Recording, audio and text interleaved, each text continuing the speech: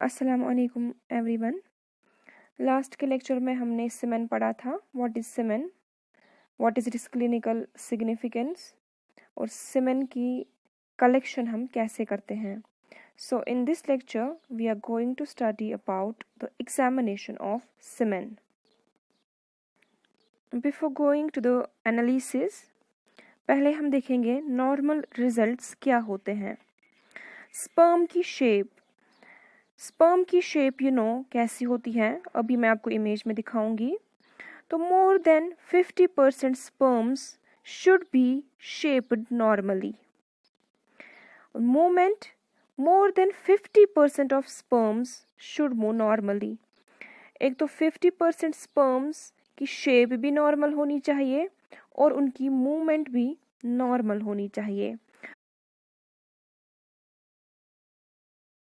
7.8 और वॉल्यूम जो है स्मेन का that should be greater than 2 millilitres, 2 to 5 it's usually. Sperm count, semen में स्पर्म का काउंट क्या होना चाहिए, that is 20 million to over about 100 million. Appearance, semen की अपीयरेंस कैसी होनी चाहिए, that is whitish to grey और pale scent. Thickness, semen should be smooth and watery. Now coming towards the examination, semen examination, semen analysis में, routine semen analysis में physical examination, chemical examination और microscopic examination आता है। इसके अलावा भी बहुत सारे एग्जामिनेशंस है। फॉर एग्जांपल इम्यूनोलॉजिकल एनालिसिस है, बैक्टीरियोलॉजिकल एनालिसिस है या स्पर्म फंक्शन टेस्ट है। बट रूटीन में हम फिजिकल, केमिकल और माइक्रोस्कोपिक एग्जामिनेशन करते हैं। सो फिजिकल एग्जामिनेशन में क्या क्या इंक्लूड होता है, colour, volume, liquefaction time and viscosity. अब हम इनको एक एक करके डिस्कस करेंगे। First we will see the colour of the seminal fluid. Normal semen जो होता है that is grey yellow in colour और ओपेल सेंट होता है। बट सेमिन का कलर चेंज हो सकता है due to various factors. For example कभी कभार सेमिन का कलर रेड होता है। रेड कलर सेमिन का होता है due to the presence of bleeding, that indicates bleeding. तो उस वजह से भी उस वजह से भी सेमिन का कलर रेड आ सकता है। That indicates infection of the seminal vesicle और prostate.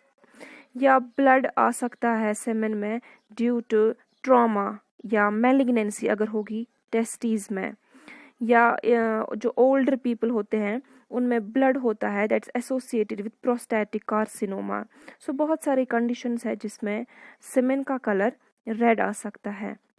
Second one is yellow colour. Yellow coloured semen कब आता है, when bilirubin is present in the semen. जब बिलिरुबिन प्रेजेंट होगा सेमेन में वो थोड़ा सा येलो कलर करता है सेमेन को। या अगर पस सेल्स बहुत सारी प्रेजेंट होंगी सेमेन में, उससे भी सेमेन का कलर येलो आ सकता है। या इसके बगैर भी अगर एब्सिस्टेंस पीरियड लॉन्गर देन 5 days होगा, यानी कि बहुत टाइम तक सेमेन की इजैकुलेशन नहीं हुई होगी, सेमेन इजैकुलेट नहीं हुआ होगा, उस वजह से भी सेमेन का कलर येलो आ सकता है। Then volume of semen. Normally semen का वॉल्यूम 2 to 6 ml होता है। इससे कम भी प्रॉब्लम है, इससे ज़्यादा भी प्रॉब्लमेटिक है। तो सेमेन का volume it should range in between 2 to 6 ml। अब हम पहले फॉलोइंग टर्म्स देखेंगे। एस्पर्मिया एक टर्म है, that's the total absence of ejaculate. Azoospermia, absence of spermatozoa in सीमेन।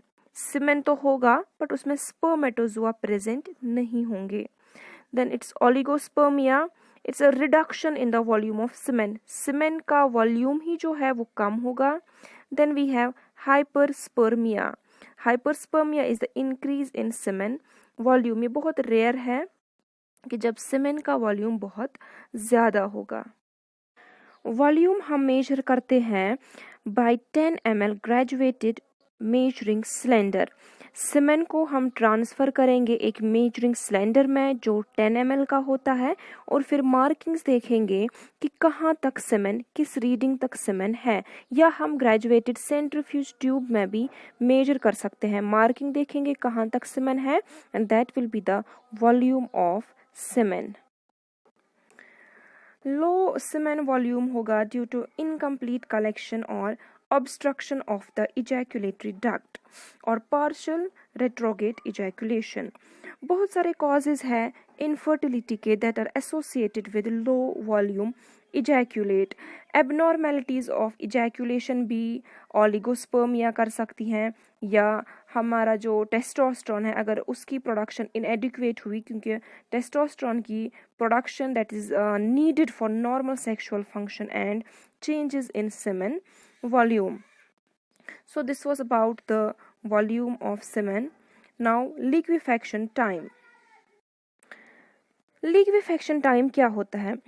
जो नॉर्मल फ्रेशली इजैक्यूलेटेड सीमेन होता है वो थिक होता है, विस्कस होता है, थिक होता है ड्यूरिंग इजैक्यूलेशन, और उसके बाद ये एक जेल लाइक क्लॉट बनाता है after ejaculation that is due to the prostatic clotting enzymes.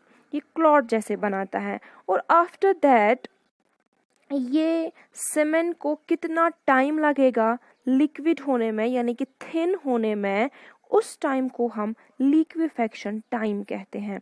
और लिक्विफेक्शन टाइम जो नॉर्मल सीमेन का है दैट इज 20 मिनट्स। अगर 20 मिनट से ज़्यादा लगे या लिक्विड बना ही नहीं, थिन बना ही नहीं, that indicates a problem.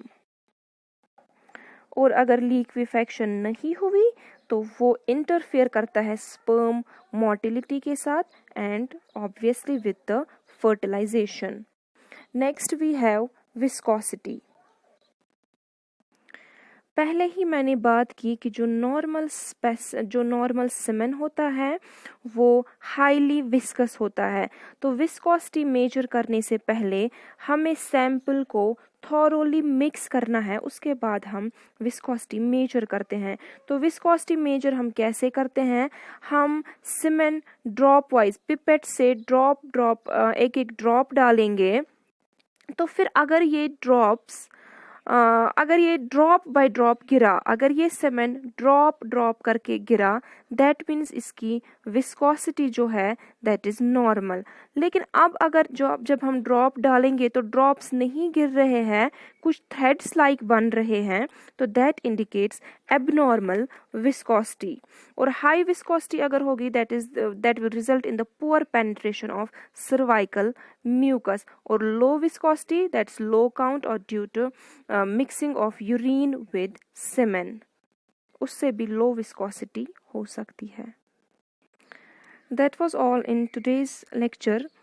Inshallah, in the next lecture, we will discuss the pH, we will discuss the fructose level in semen, and we will discuss about the microscopic examination of semen. Till then, take care. Allah Hafiz.